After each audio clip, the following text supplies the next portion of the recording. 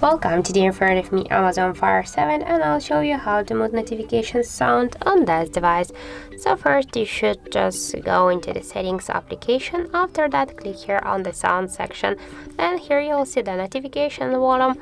We can just mute our notifications by swipe to the left side to this white dot on this volume panel, and also we can do it by the second way. Just press up or down volume button here on the left side of our device, and after that click here into the settings, and we'll launch again the sound settings, and also by the same way we can move notification sound on our device.